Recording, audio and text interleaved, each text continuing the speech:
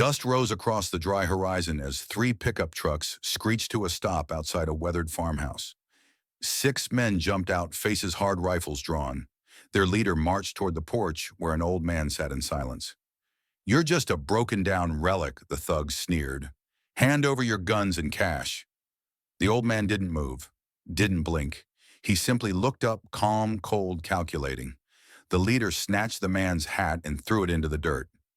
"You hear me?" Still no answer.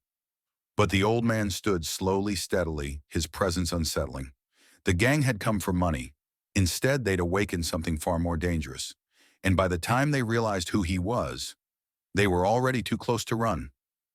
At the far end of a sun-bleached road in northern Arizona, where the dust hangs in the air like memory, sits a modest ranch house, flanked by dry grass and stubborn cottonwoods. The paint is faded. The shutters creak when the wind shifts. But one thing never falters: the American flag out front, raised at dawn, lowered at dusk, crisp and proud, never a day forgotten. That's Harold Finch's doing. He lives alone out there, 69, silver-haired, built like a man who's carried too many burdens too far without ever setting them down. Locals don't know much about him, and Harold prefers it that way. Doesn't talk much, doesn't visit town unless absolutely necessary, but when he does, it's never for himself. Everyone in Iron Creek remembers last winter when the Widow Martin's fence collapsed under heavy winds. Before sunrise the next morning, Harold was out there with a shovel hammer and a thermos of black coffee. He didn't ask. He didn't bill her. Just nodded once and got to work.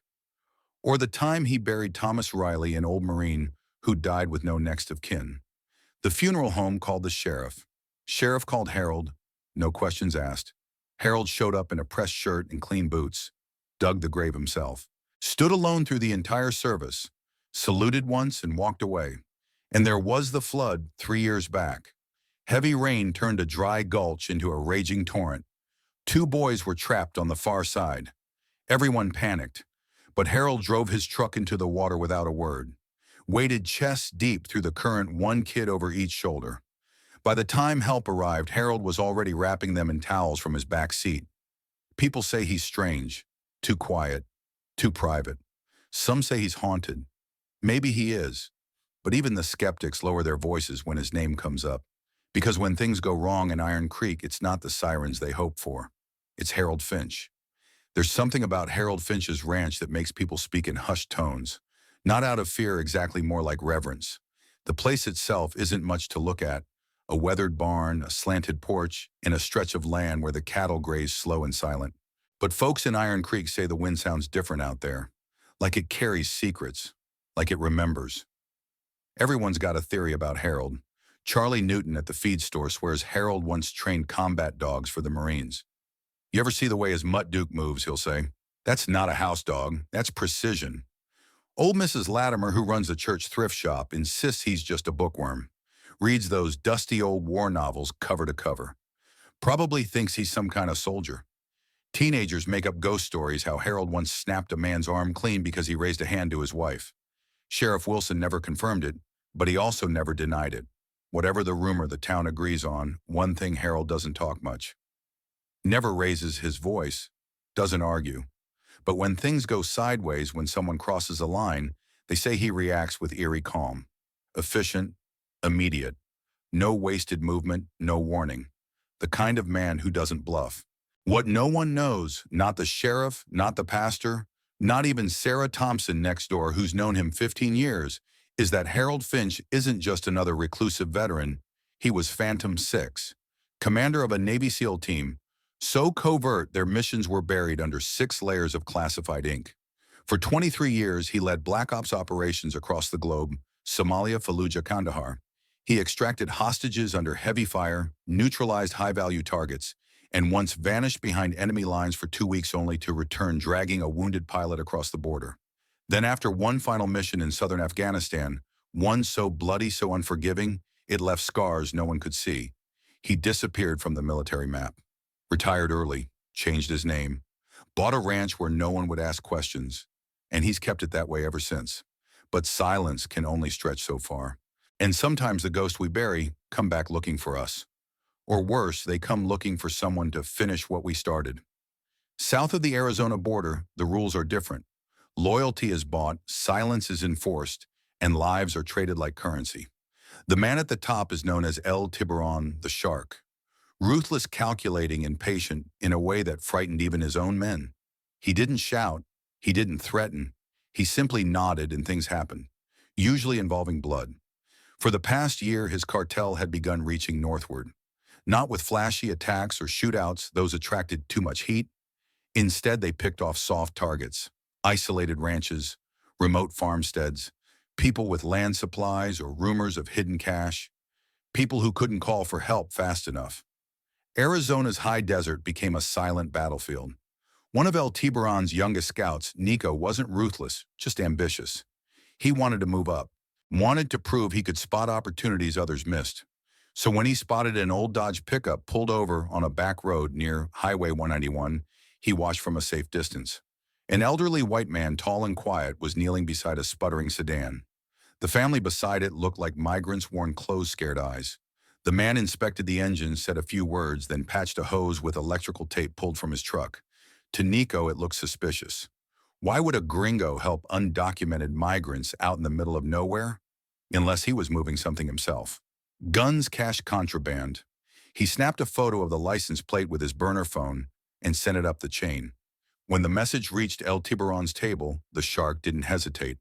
The location matched previous rumors, a rancher up north rumored to be ex-military off-grid, probably paranoid. Perfect for storing weapons or laundering money. A target worth investigating. El Fantasma Americano, one of the lieutenants joked. The ghost.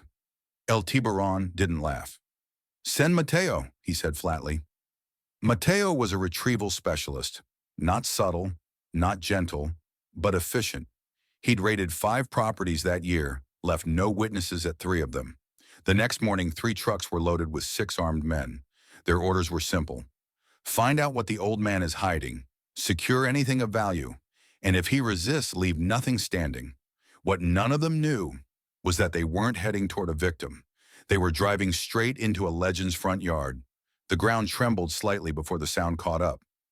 3 rust-eaten trucks came barreling down the dirt road, engines, snarling dust clouds rising like smoke behind them. Harold Finch didn't move. He stood on his porch, a steaming mug of black coffee in his hand, eyes narrowed against the sun.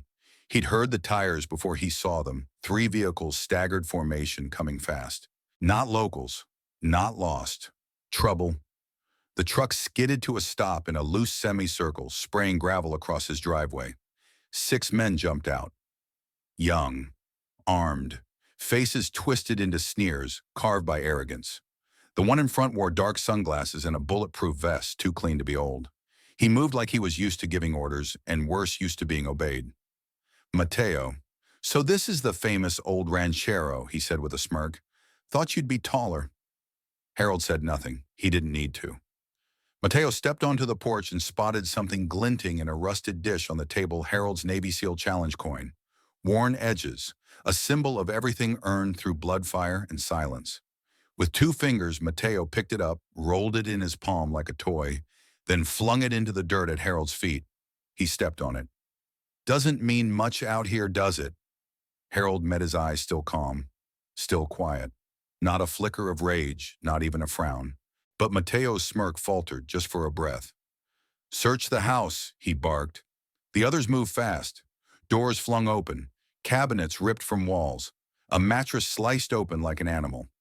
One of them kicked over Harold's bookshelf photographs, folded letters, and a Bible hit the floor. He's hiding something, one muttered. Check the barn. Check the well. Tear it apart, Mateo snapped. He's got cache, weapons, something. Harold stood still as they destroyed his quiet life. But behind his eyes, something stirred. He took in everything, weapon positions, footsteps, field of fire, how the youngest one kept his finger nervously near the trigger. He didn't interrupt. Not yet. Because Harold Finch wasn't just watching, he was waiting. And they didn't even realize they were already inside the kill box. In the back room of Harold's modest home, a pry bar groaned against a heavy chest bolted into the floor. One of the cartel men grunted, wiping sweat from his brow as the lid finally gave way with a sharp crack. Inside there were no stacks of cash, no weapons cache, no drugs. Just a neatly folded American flag, a stack of photographs, laminated field maps, in rows of medals, each one gleaming even in the dust-filtered sunlight. Silver Star, Bronze Star with Valor, Navy Cross, and tucked beneath them a faded black and white photograph, a group of grim-faced SEALs kneeling in desert gear rifles slung across their chests. One man in the center stood taller, eyes sharp even in monochrome. Harold Finch. Louis, the youngest of the crew, stared at the photo like it had caught fire in his hand. His voice cracked. "Boss, I think we messed up. This guy, he's not just some farmer." Mateo snatched the photo, glanced at it with disinterest, then scoffed. "Just a damn story. Probably fake." He tossed the photo to the floor, stepped over the medals, and motioned toward the door. "Drag him out. Let's finish this." Outside, the desert heat had climbed higher, warping the air above the driveway. The wind had quieted like it was watching. They forced Harold to his knees in the dirt just off the porch. His hands were bound, his flannel shirt soaked with sweat and grit. One of the men popped the cap off a rusted gas can and began sloshing its contents over the steps and railings. Another thug pulled a rag from his pocket, stuffed it into an empty bottle, and flicked his lighter. Harold watched the flame catch with the cold clarity of a sniper, adjusting for wind. "You burn this place, you'll regret it," he said softly. Mateo smirked. "Only thing I'll regret is wasting a morning on an old man's fairy tales." Then for just a second, Harold's eyes locked onto Luis, and Luis looked away. The wind returned hot and dry. The match was about to fall, but something had already snapped. Not a sound, not a move, just a shift in the air, like nature itself had taken a breath and held it. The crunch of tires on gravel broke the tension before the flame dropped. A blue pickup appeared from behind the sycamores, the engine rumbling low as it pulled up the long dirt driveway. Dust curled behind it, cutting through the desert heat like a warning shot. Jenny Lee, 58 years old, sun-tough and no-nonsense. She ran the nursery supply store in town and had known Harold Finch longer than most 15 years of neighborly silence, tool sharing, and fence post swapping. She knew he didn't talk much, but she also knew he never asked for help, and he never looked helpless, which is why the sight before her froze her blood. Harold on his knees, hands bound. Strange men standing around with guns. The porch soaked in gasoline. Smoke from a Molotov rising in the air. Jenny's foot eased off the accelerator. One of the armed men took a step forward, hand hovering over a pistol. But before she could open her door, Harold spoke loud enough for her to hear, calm as ever. "Just business, Jen. Come back tomorrow." His voice was even, measured, but Jenny caught the message beneath the words. "Run. Now." She forced a smile, the kind women wear when pretending not to notice the knife under the table. "I was just returning your post-hole digger," she called, holding up the tool from her passenger seat. The cartel leader, Mateo, strolled toward her with that same oiled grin. "We're just having a conversation, Senora. Your friend here is stubborn." Jenny nodded slowly. "All right, then," she said, putting the truck in reverse. "I'll see you tomorrow, Harold." She backed out with deliberate, calm eyes locked on Harold's until the last second. But once she was clear of the property, her hands shook. She didn't drive home. She sped straight to the only gas station in a 20-mile radius, where fate, or maybe something more, was already moving. Outside Pump 2 stood her nephew, Captain Owen Reese, freshly back from deployment and fueling up his Jeep in full National Guard uniform. Jenny didn't park. She screeched to a halt, jumped out, and grabbed his arm. "Owen," she said, breathless. "Something's happening at Harold's place." And when she said his name, the captain's expression changed, because Owen had seen war, and he knew the look of a man who was about to bring it home. The dust hadn't even settled from Jenny's tires when another engine roared over the ridge, this one low and fast. A sand-colored Jeep cut through the dirt road like a blade, headlights glaring against the dry wind. Captain Owen Reese was behind the wheel, his uniform crisp despite the urgency, the sidearm on his hip more than ceremonial. In the passenger seat sat Corporal Dean Carter, a local guardsman who didn't ask questions, he just followed orders. When Owen told him, "We may be walking into something bad." When the Jeep crested the hill and the farmhouse came into view, Owen's instincts kicked in. 6 men, armed, one bound hostage, fuel canisters, porch half-drenched, a lit bottle flickering in one thug's hand. This wasn't just a robbery, it was about to be an execution. Hold, Owen said, slamming the Jeep to a stop and throwing open the door. All eyes turned to him, even Mateo's. This is private property, Mateo barked, stepping forward like he owned the ground beneath him. Military has no business here. Owen didn't respond at first. His eyes had landed on the dirt near the porch. Scattered across the ground were medals, real ones. Service stars, unit insignias, a Navy cross gleaming in the sunlight like a forgotten crown. But it wasn't the medals that stopped him cold. It was the photo. A crumpled, dusty picture of a SEAL team in Fallujah, faces hard gear worn, and right in the center, a man younger but unmistakable. Harold Finch. Owen's heart thudded once loud and heavy. He stepped closer, voice low but firm. Sir, are you Commander Harold Finch? Phantom 6. Harold lifted his head. His face was calm, but his eyes, those ice-blue eyes, held history. Ghosts. Silence. He gave the smallest nod. Owen stood straighter, then without hesitation snapped to attention and delivered a textbook salute. Sir, it's an honor. My father, Major Reese, spoke of you, said you pulled him from a collapsed tunnel in Kandahar, carried him 5 miles through enemy fire. The cartel men looked between them confused. Mateo sneered. He's just a farmer, some old man playing soldier. Owen didn't look at him. This man, he said firmly, is a warfighter, a commander, and if you don't walk away right now, he won't be the one you'll need to worry about. Harold didn't speak. He didn't need to. His reputation had already arrived. The silence stretched, thick, electric. Like the calm before the storm doesn't just pass, it waits. Captain Owen Reese knelt to pick up a photo tossed carelessly to the dirt. He held it up, dusted it off with the edge of his sleeve. The image showed Harold, decades younger, drenched in sweat, hauling a wounded pilot across rocky terrain as tracer fire streaked overhead. Syria. Operation Ashfall. Owen said aloud, voice tight with awe. He carried Lieutenant Parrish for 2 miles with a collapsed lung and a shattered femur. They gave him the Silver Star, but never made the story public. Another photo fluttered beside the barn, caught on the wind. One of the younger cartel members, Luis, picked it up. His eyes widened. It showed Harold breaching a compound door rifle, upflanked by 2 masked SEALs. The patch on the hostage's uniform said, Bogota, Colombia. Luis stepped back. No, no, no, no. I've seen this guy before. He's the one they called Viento Fantasma, Ghost Wind.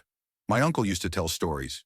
Said the Americans had a ghost that slipped through walls, left bodies but no footprints. Mateo snorted, trying to laugh.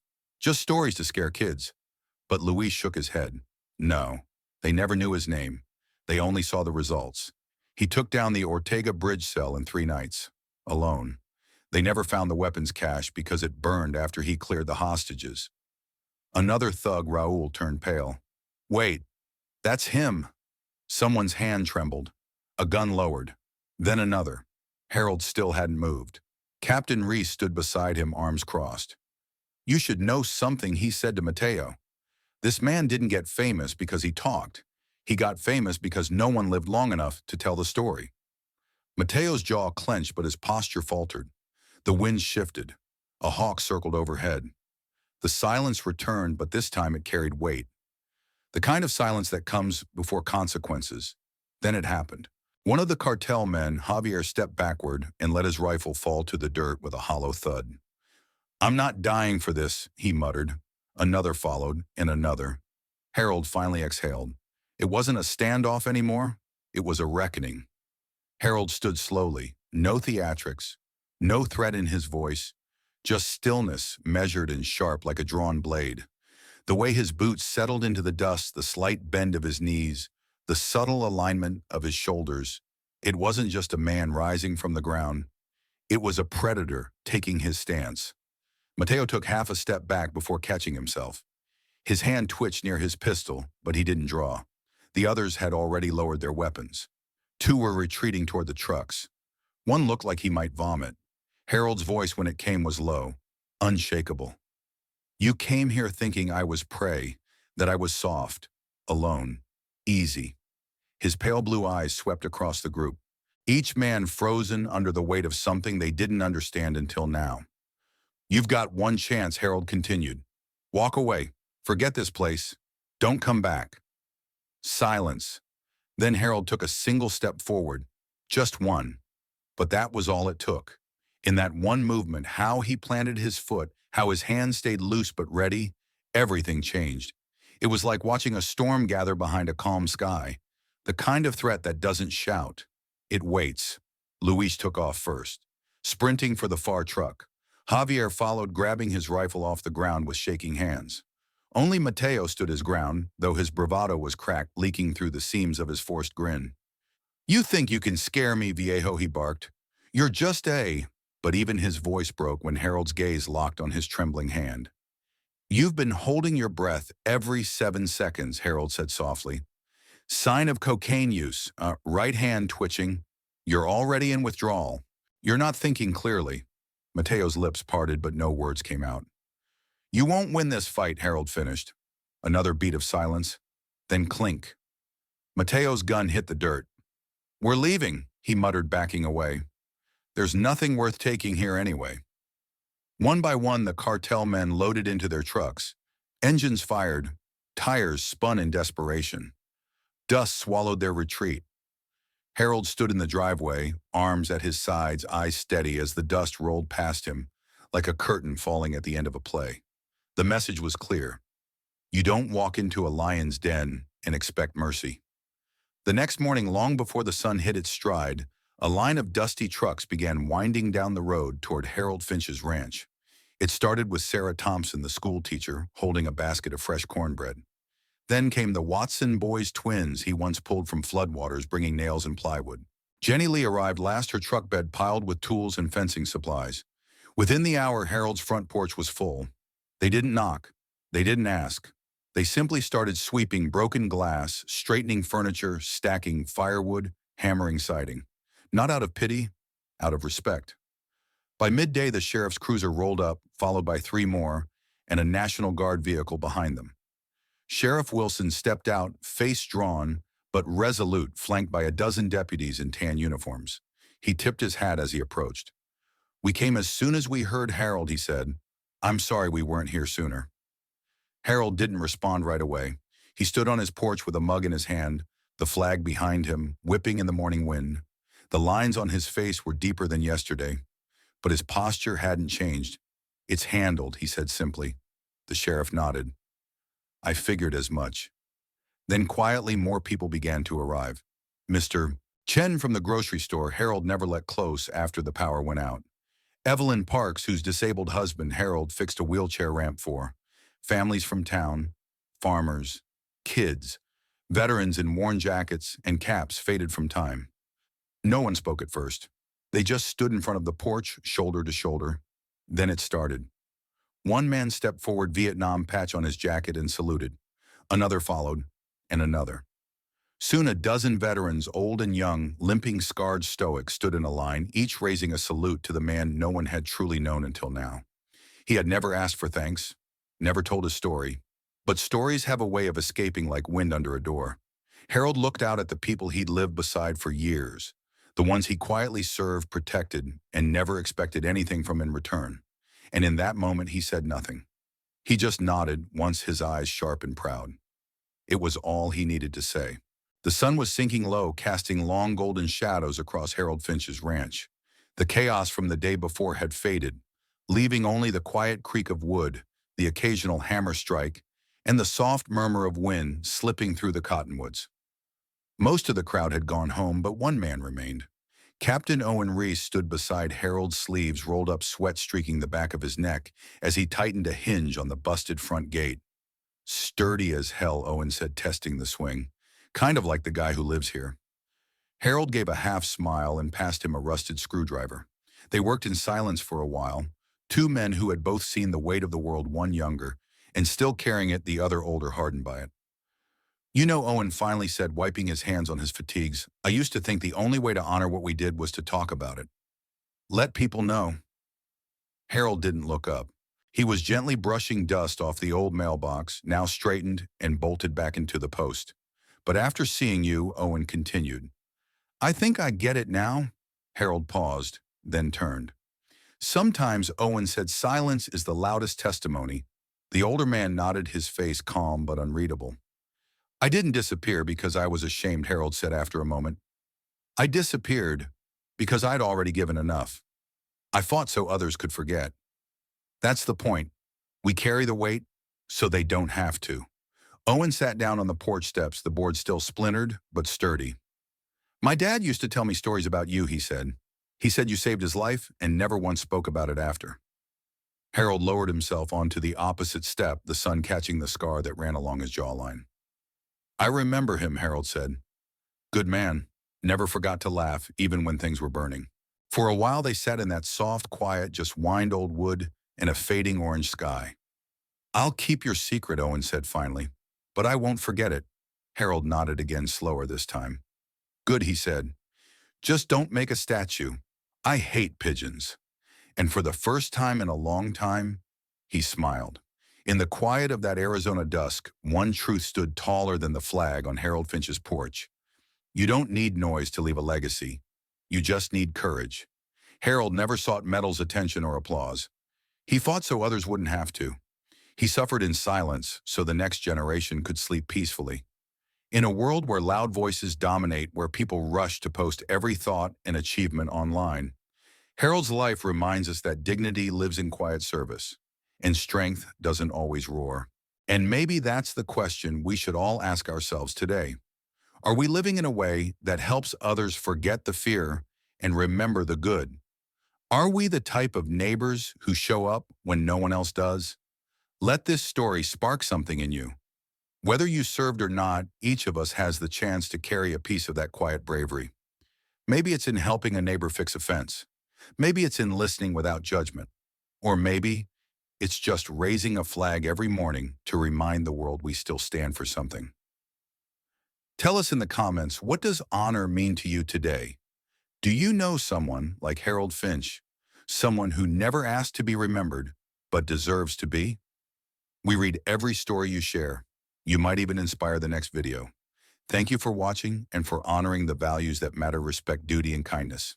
If this story moved you, please consider liking the video, subscribing to the channel, and sharing it with someone who still believes in quiet heroes. Because sometimes, the strongest voices are the ones that never needed to speak at all.